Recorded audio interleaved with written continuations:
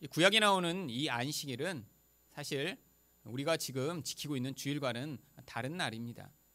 그런데 많은 사람들이요, 이 주일 성수라고 해서 구약의 안식일을 가져온 그런 방법대로 주일을 지키고자 했습니다. 교회를 어려서부터 오랫동안 다니신 분들은요, 이 주일 성수라는 이야기를 많이 들으셨을 거예요. 주일 성수하면 무엇이 떠오르시나요? 물론 주일에 이렇게 예배를 온전히 집중해 드리는 것을 주일 성수라고 합니다. 그런데 그거 말고요, 또 주일에는 이 성수를 하기 위해 하지 말아야 될 일들이 많이 있습니다. 예를 들면 주일에는 돈을 쓰면 안 되죠. 그래서 아주 오래된 이런 종파이긴 한데 기독교 한 분파입니다. 근데 재건파라고 하는 이런 데서는요, 주일날 돈을 쓰지 말아야 되니까 주일날 버스비를 내는 것도 안 된다고 해서요, 멀리서 사는 성도들은 주일을 지키기 위해 토요일날 미리 교회에 와서 잔 다음에 그 다음에 거기서 예배를 드리고 또 주일이 지날 때까지 기다렸다가 다음날 집에 갔다고 합니다. 또 주일을 지킨다고 하면, 성수한다고 하면 사람들이요, 주일에 일하거나 공부를 하면 안 된다고 가르쳤고요. 또 특별히 주일날 오락을 하는 경우에는 큰일이 납니다. 어디 놀러 갔다 이런 경우에 가다가 이제 차 사고가 나거나 다리가 부러지는 이런 사건이 날 수도 있는 것이죠. 제가 그래서 다녔었던, 이제 어려서부터 다녔던 교회에서도요, 이 주일 성수를 아주 강조를 했습니다. 주일날은 절대로 공부하면 안 되고, 주일날은 절대로 뭐 사 먹으면 안 되고. 그런데 저는 어려서부터 그거를 꼭 지킬 수가 없더라고요. 그래서 주일날 오후 예배를 가다 보면 몰래 뭘 사 먹고 그랬는데요, 그때마다 하늘에서 번개가 내려서 하나님이 저를 죽이시지 않을까 하는 공포에 시달리곤 했습니다. 그런데 사람들이 왜 이렇게 주일을 열심히 지키려고 했냐면, 이렇게 주일을 열심히 지키는 자에게는 하나님이 구약에 약속한 이런 놀라운 복을 주실 것이라고 생각을 했기 때문이죠. 실제로 그런 경우들을 간증하는 경우들을 자주 들은 경우들이 있습니다. 제가 다녔던 교회에서도요, 한 형이 이렇게 주일 성수를 지키기 위해 주일날은 12시까지 공부를 절대로 하지 않은 거예요. 그런데 중학생, 고등학생 이렇게 학교를 다니면서 주일날 공부를 안 하려니까요, 하루 종일 할 일이 없으니까 이제 이 형은 주일날 교회에 갔다 오면 수면제를 먹고 밤 12시까지 잔 것입니다. 그래서 밤 12시에 이제 그때 깨어나서 밤새워 공부를 한 거죠. 정말 하나님이 복을 주셨는지 서울 의대에 들어갔습니다. 그래갖고요, 많은 사람들이 저거 봐라, 저렇게 철저하게 지켰더니 하나님이 복을 주셔서 서울 의대를 갔다. 근데 그 집에 사남매가 있었는데 나머지 가족들도 다 똑같이 그렇게 했는데 불구하고 그 형만 서울 의대 갔어요. 여러분, 왜 이렇게 주일을 열심히 지키고자 했냐면, 이렇게 하나님의 뜻을 열심히 행하면 하나님이 복을 주실 테니까 그 복을 받아 서울대도 가고 사업도 성공하고 세상에서도 잘 되길 기대한 것이죠. 여러분, 그런데 이것이요, 바로 성경을 오해한 가장 대표적인 모습입니다. 구약에 나오는 이 안식일이, 또 주일이 무슨 의미인지를 잘 알지 못했기 때문에 그냥 주먹구구식으로 안식일이 주일일 것이다, 그러니까 구약의 안식일에서 하나님이 일하지도 말고 돈을 쓰는 건 그러니까 당연히 안 된다라고 말씀하시고, 안식일을 지키는 자에게 내가 복을 주겠다고 약속하셨으니까 지금 우리 주일도 그렇게 지켜야 된다고 생각한 것, 이것이 바로 성경을 오해한 결과입니다. 그러면 도대체 안식일과 주일은 무슨 관계가 있는 것일까요? 첫 번째로 안식일과 주일은 전혀 다른 날입니다. 하나님이 안식일 계명을 출애굽기 20장 8절에서 이렇게 주십니다. 안식일을 기억하여 거룩하게 지키라. 이 계명은요, 바로 출애굽기 20장 전체에 나와 있는 출애굽한 하나님의 백성들에게 주신 10계명 가운데 제4계명으로 포함된 말씀입니다. 여러분, 이 말씀은요, 하나님이 이 이스라엘 백성들이 이 말씀을 잘 지켜서 복을 받으라라고 주신 말씀이 아니에요.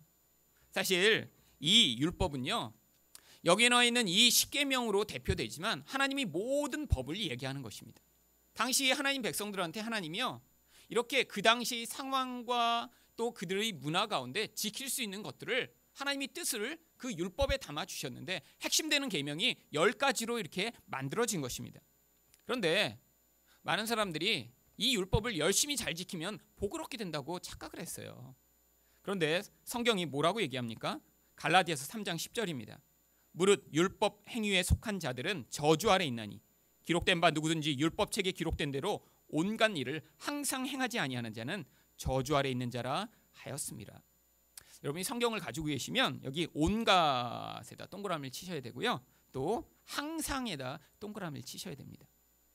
하나님이 명령하신 것을 내가 좀 잘 지켜서 그것으로 하나님이 나를 정말 축복하고 하나님이 나를 기쁘다라고 인정하시게 하려면요. 어떻게 해야 되냐면요. 하나님의 법을 모든 것을 지켜야 돼요. 게다가 항상 지켜야 돼요.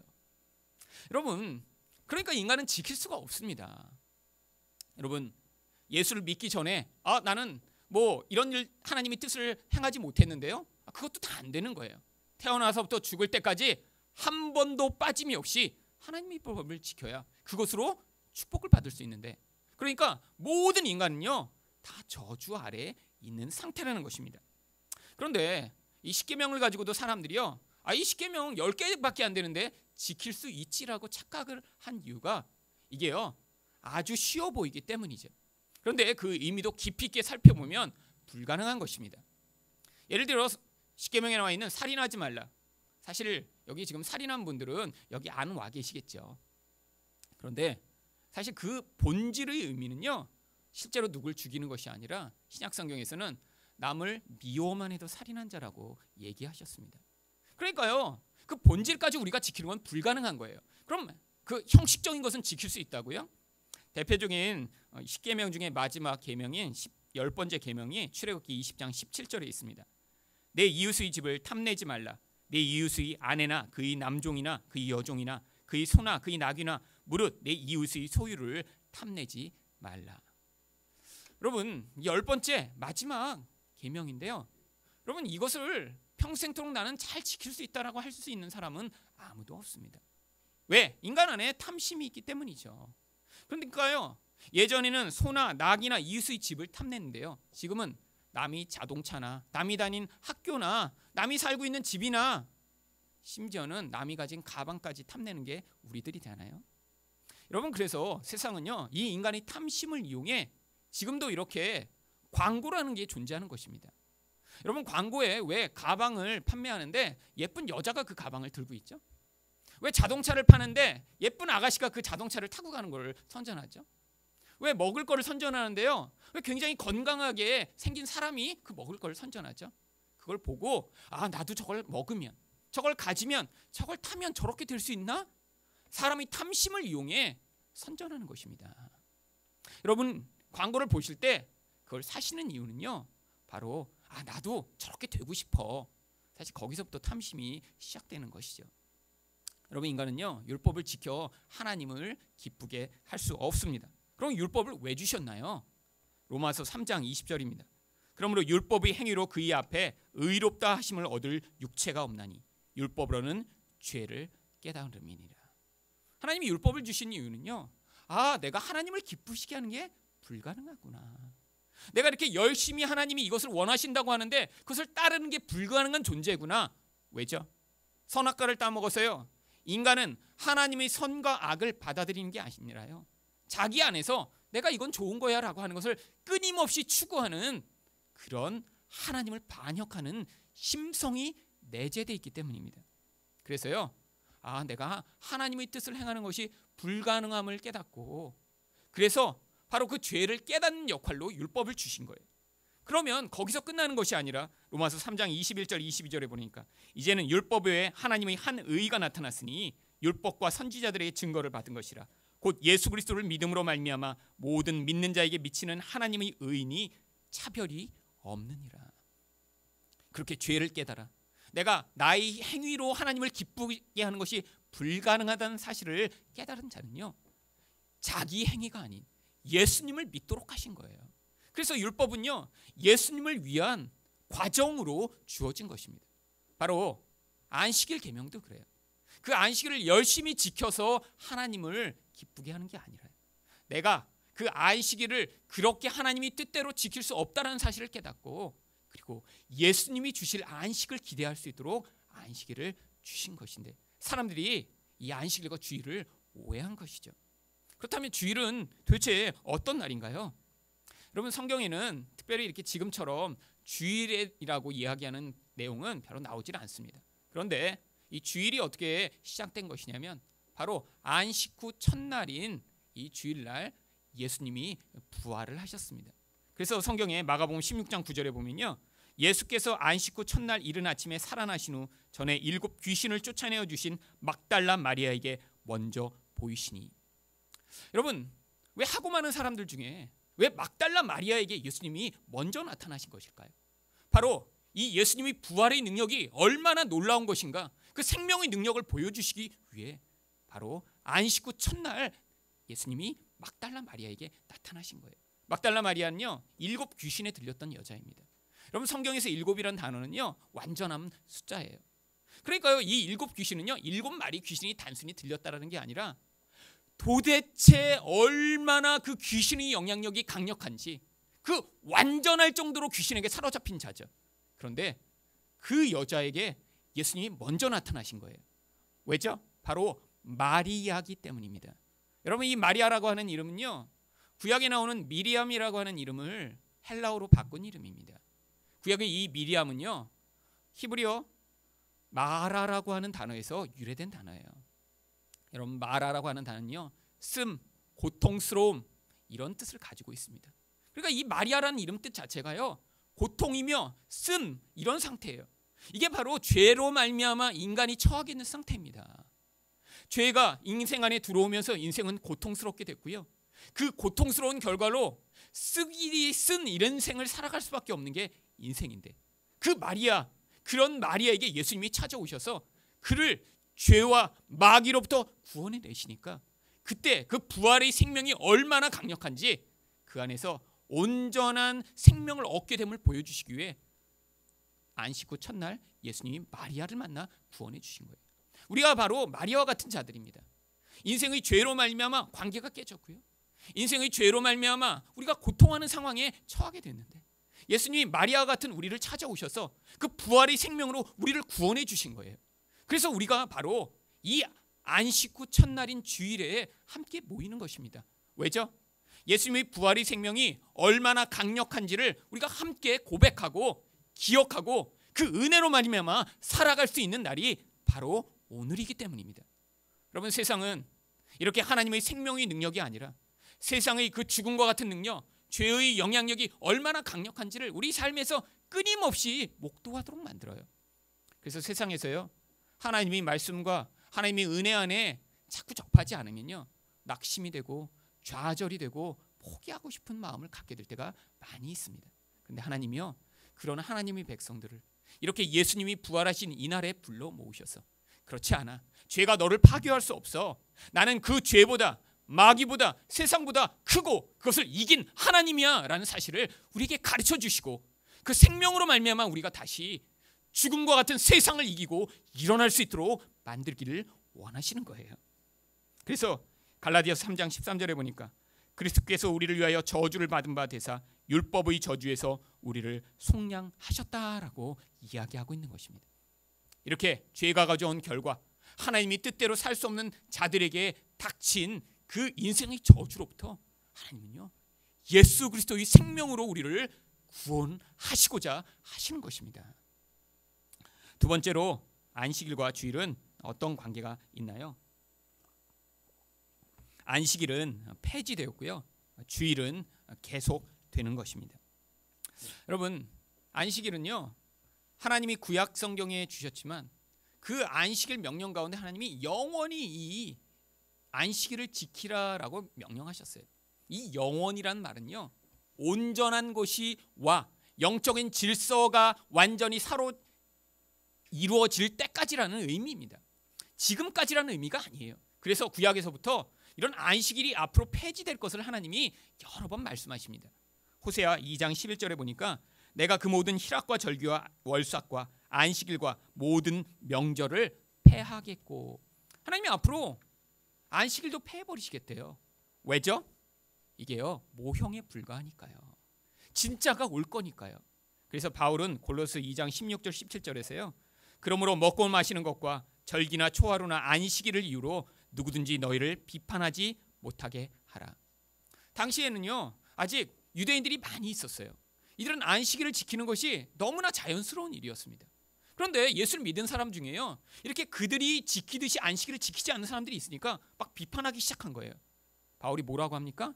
그런 거 안 지켜도 돼. 그렇게 지키지 않는다고 비판하지 마. 왜?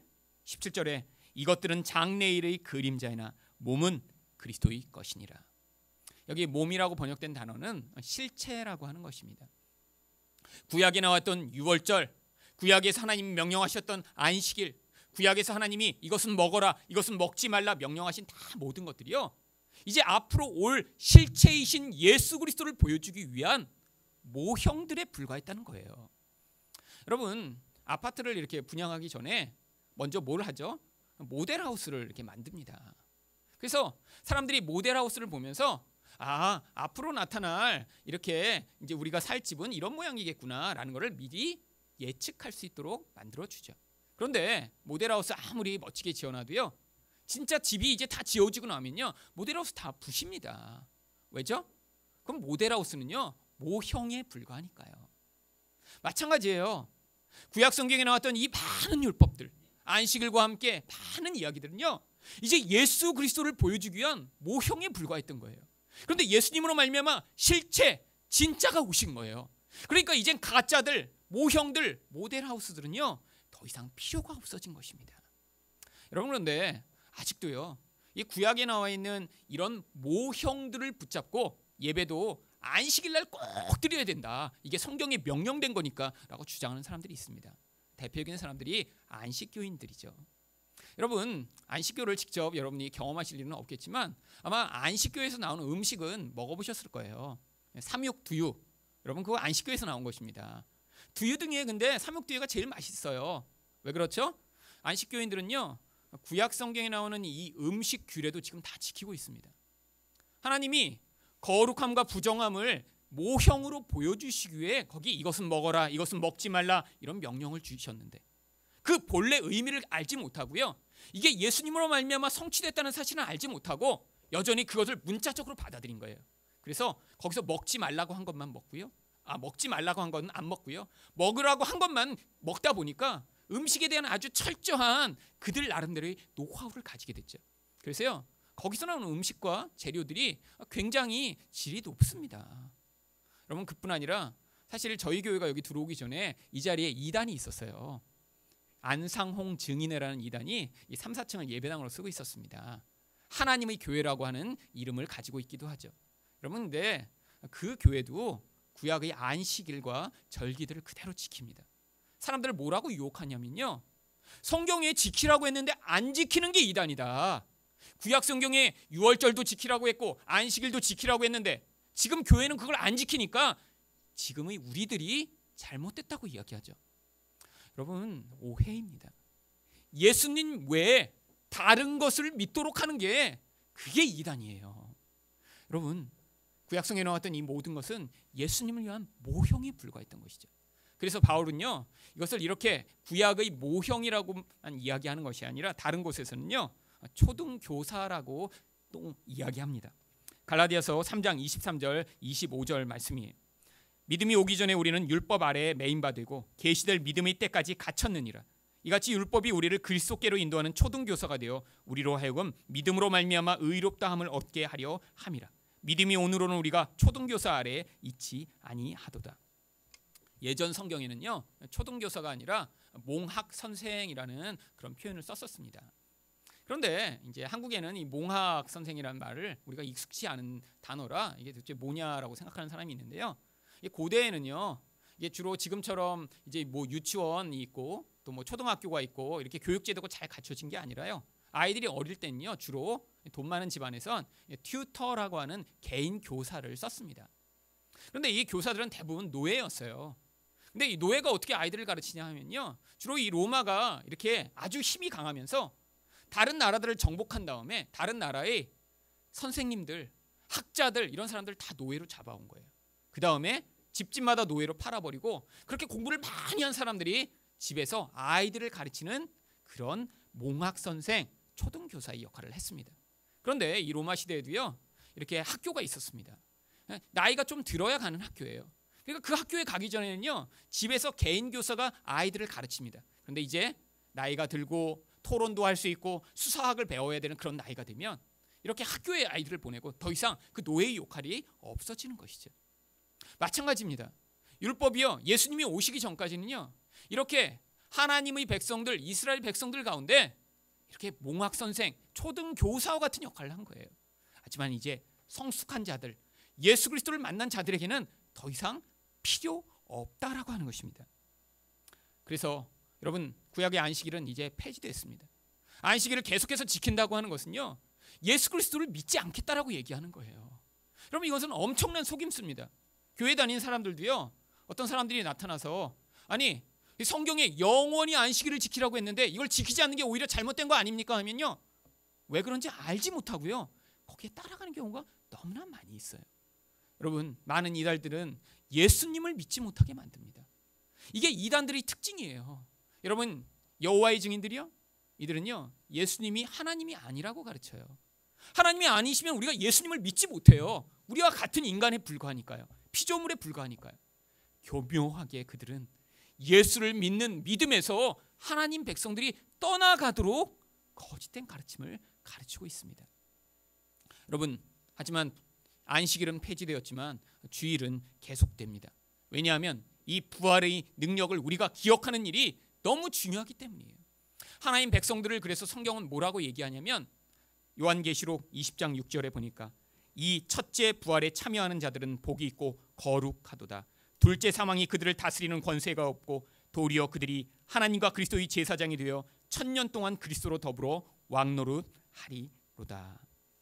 하나님 백성들을 첫째 부활에 참여한 자라고 이야기합니다. 바로 우리들은요, 예수님의 부활에 우리가 예수님과 연합하여 우리도 예수님처럼 그 생명을 누리는 자가 된 거예요.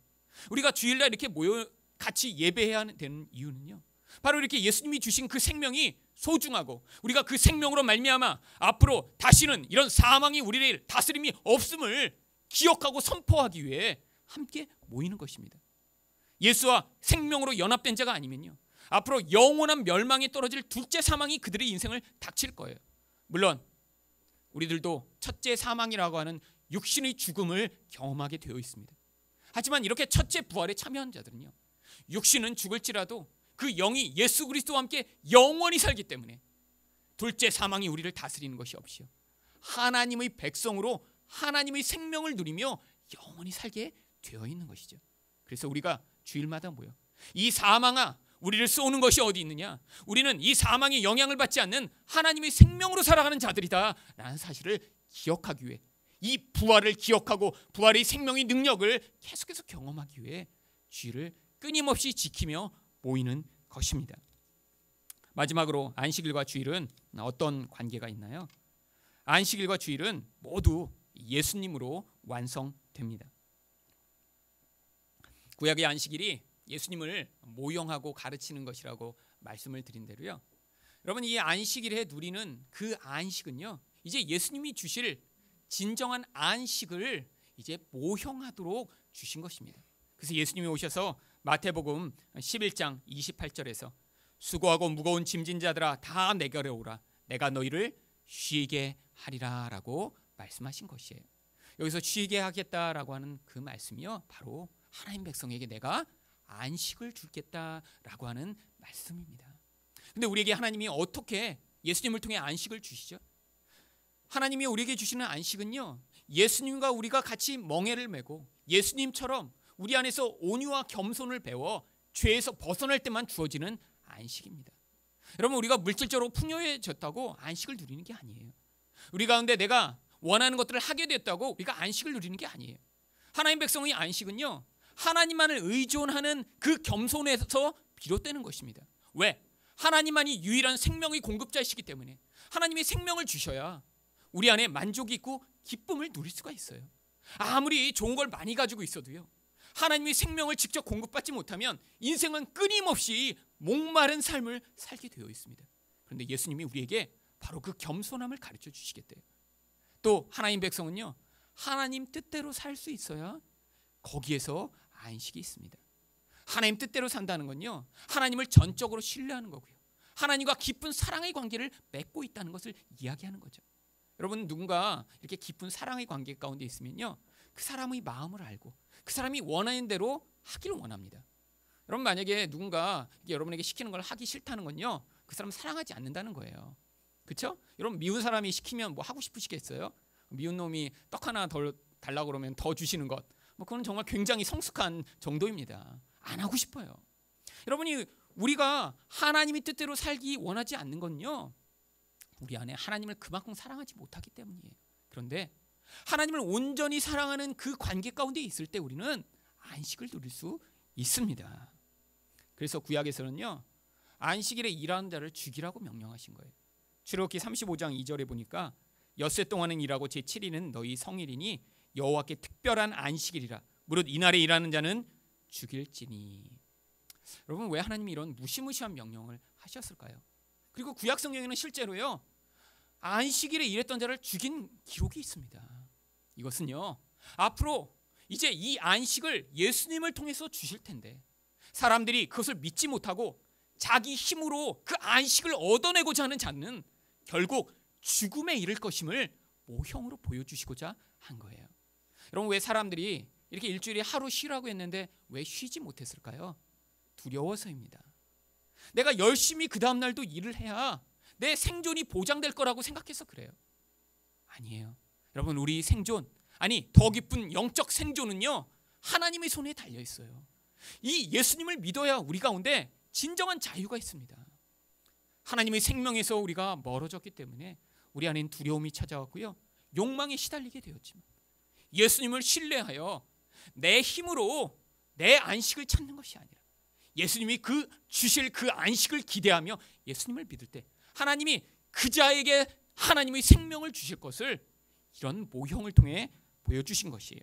그런데 유대인들은 이 사실을 알지 못했습니다. 그래서 예수님이 오셨을 때 예수님을 핍박했던 대부분의 이유가요, 예수님이 안식일에 병자들을 고치셨기 때문이죠. 요한복음 5장 16절에 그러므로 안식일에 이러한 일을 행한다 하여 유대인들이 예수를 핍박하게 된지라. 이러한 일이요, 바로 여기서는 38년 된 병자를 고치신 일입니다. 여러분, 예수님이 좋은 일을 하셨어요. 그런데 그거에도 불구하고요, 안식일을 어기기 때문에 예수님을 죽이려고 합니다. 이게 바로 인간의 자기의적 태도예요. 여러분, 그런데 많은 다른 율법들이 있잖아요. 근데 왜 예수님과 이 바리새인들은 이 꼭 안식일 율법을 가지고 계속 충돌했을까요?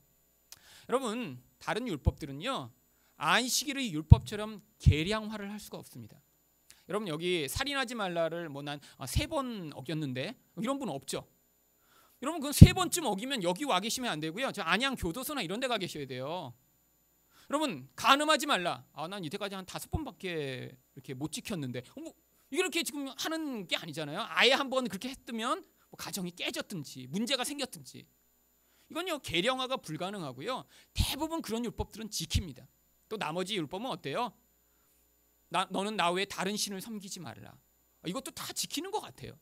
여러분, 근데 안식일 율법만 그렇지 않습니다. 어떻죠? 1년에 52번 지키거나 지키지 않을 수 있는 기회가 존재해요. 여러분, 자기 의의는요, 반드시 그 자기 의의를 통해 남과의 차별성을 기대하는 것입니다. 여러분, 자기 의의가요, 사람들이 그 의의에 붙들려 사는 이유가 뭐냐면, 내가 그 자기 의의가 있어야 남과 비교할 때 내가 그보다 높은 존재라고 인정을 받을 수 있거든요. 여러분, 그게 인간 안에 있는 뻥 뚫린 욕망 때문에 벌어진 일입니다. 다른 사람보다는 내가 높아져야 되거든요. 종교적으로도 마찬가지예요. 근데 이 안식일은요, 1년에 52번이나 기회가 있어요. 여러분, 근데 이스라엘 백성들은요, 대부분 안식일을 잘 지켰습니다. 그러니까 또 똑같아지잖아요. 그래서 이스라엘 백성들이 한 게요, 이 안식일 계명만 39가지의 세부 계정을 그 안에 또 만들었어요. 그 내용 가운데 운반하기, 불떼기, 끝내기, 글쓰기, 지우기, 요리하기, 찢기, 매듭맺기, 이런 등등 39가지의 그런 세부 항목을 만든 다음에 그 세부 항목을 또 인간이 할 수 있는 모든 행동을 그 안에 아주 세부적으로 또 만들어서 이 안식일 율법만 세부적인 것을 다 따지면 수백 가지가 넘습니다. 여러분, 만약에 구약의 율법대로 이 이스라엘 백성들이 지키던 그 안식일 규정대로 여기 계신 분들을 이렇게 여러분이 지키냐 안 지키냐를 평가하면요, 여러분은 100% 다 탈락입니다. 왜냐하면요, 안식일에는 이 머리도 빗으면 안 돼요. 왜냐하면 안식일 율법 가운데 그들이 만든 그 율법 가운데 뭐가 있냐면 털이 뽑히면 안 되거든요. 그것도 일이에요. 털을 뽑으면. 근데 머리 빗다가 털이 빠지는 것, 그것도 일한 거예요. 그래서 털깎기 금지 규정에 위배되는 거예요. 여러분, 안식일에는 모기가 물어도요, 모기를 죽이면 안 돼요. 살생 금지 율법에 위배가 됩니다. 안식일에는요, 립스틱이나 눈 화장을 해도 안 돼요. 색깔 금지 규정에 위배가 돼요. 색깔을 바꾸는 것도 일하는 거예요. 그러니까 색을 바꾸면 안 돼요. 그러니까 여러분들은 그냥 맨 얼굴로 오셔야 돼요. 여기 안식일을 지키려면. 또 안식일에는요, 생선뼈도 바르면 안 돼요. 생선뼈를 발라 분리하는 것도 골라내기 금지 규정에 위배가 됩니다. 그래서 지금도요, 열심히 믿는 유대인들은요, 안식일에 먹으려고 모두 뼈와 이런 고기가 발라진 그런 음식을 따로 준비해서 먹어요. 여러분, 안식일에 그래서 유대인들은 지금도 엘리베이터 버튼이 전층이 다 켜져 있습니다. 이스라엘에 가면, 호텔 같은 데 가면. 왜? 엘리베이터 버튼을 눌러서 불이 들어오잖아요. 그러면 불 켜기 금지 규정이 위배가 되는 거예요. 그래서요, 호텔 같은 데 가서 이렇게 쓰면요, 모든 버튼이 안식일에는 다 켜져 있기 때문에 만약에 20층에 가는 사람이면 2층, 3층, 4층 계속 걸어가는 게 빨라요.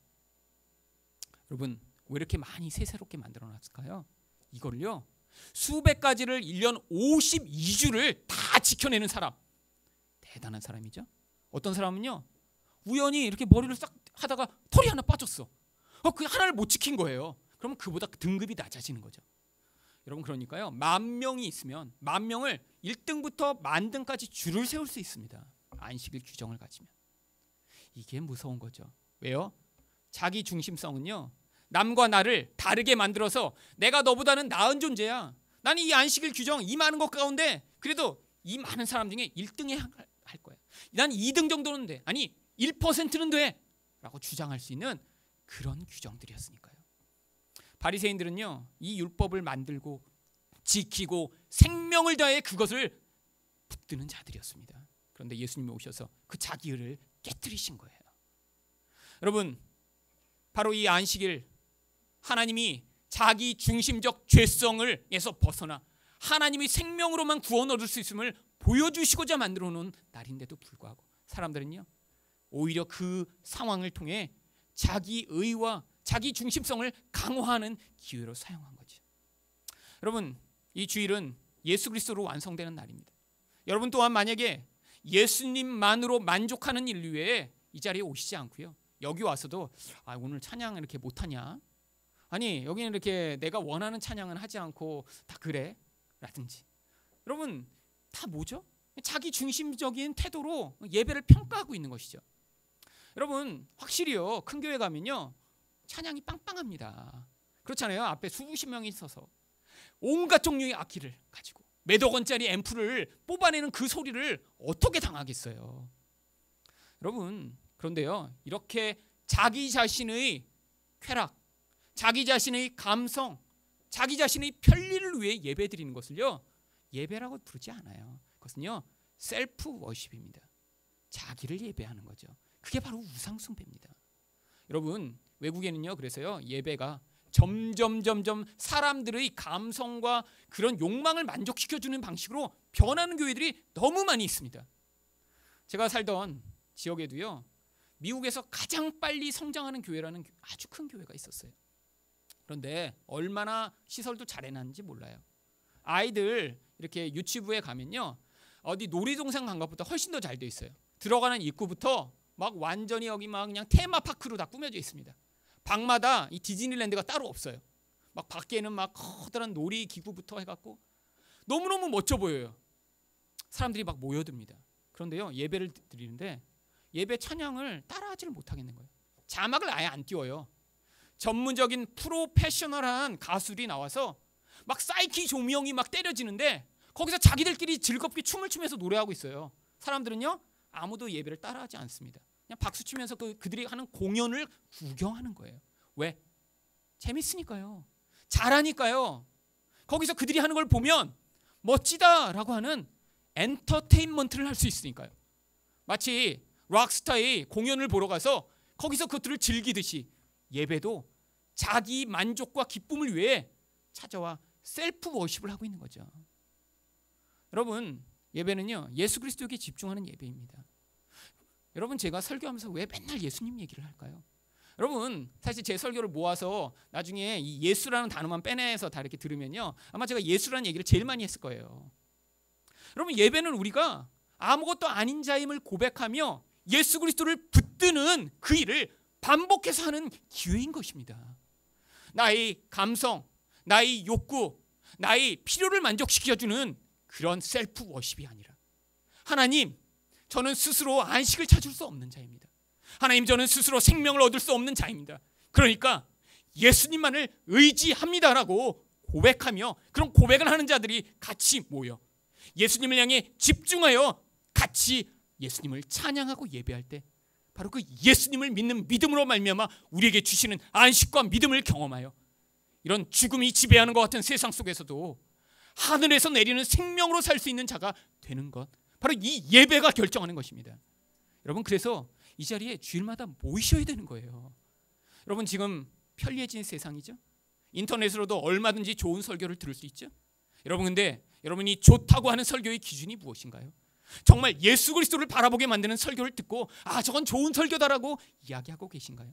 아니면 감동해주는 예화, 재미있는 그런 말투를 보시며 그것이 생명을 주는 설교라고 혹시 착각하고 계신 것은 아닌가요? 여러분, 우리 시간과 우리 노력을 들여 이 자리에 함께 모여 이 주일 예수님이 부활하신 날 함께 이렇게 예수님, 당신이 나의 인생 가운데 무엇보다 중요하십니다라고 고백할 수 있는 이 기회는요, 하나님 백성에게 주신 축복입니다. 만약에 우리에게 이 예배 드릴 수 있는 특권과 이 기쁨을 빼앗아 간다고 생각해 보세요. 여러분, 지금 북한에 여러분 예배 드리는 자들, 여러분 만약에 이런 예배를 한번 드리는 것이 그들이 평생의 소원일지 몰라요. 어떻게 예배를 드려요? 여러분, 성경책도 없어서요, 예전에 사람들이 암송했던 구절을 가지고 예배를 드립니다. 여러분, 찬양을 우리처럼 소리를 내서 부르지 못하기 때문에 침묵 가운데 입만 벌려서 찬양을 해요. 예배할 때마다 그들은 생명을 내놓는 것이에요. 그들 중에 누군가 고발한 사람이 한 명 껴있으면요, 예배 한 번 드리고 그 다음날 모두 다 탄광에 끌려가는 그 생명을 내놓는 예배. 여러분, 그들에게 어떤 소망이 있을까요? 그런 예배를 드리며 나중에 내가 부자 되고 싶다, 건강해지고 싶다, 이런 소망을 가지고 예배를 드릴까요? 아니에요.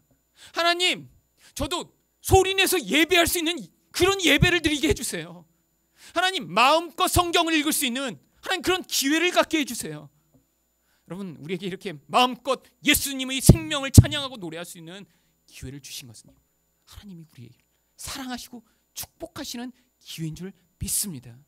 여러분, 주일에 모여 이렇게 드리는 이 예배를 소중하게 여기시고 앞으로도 이 예배를 통해 죽음을 이길 수 있는 예수 그리스도의 생명을 얻으시는 분들이 되시기를 예수 이름으로 축원드립니다.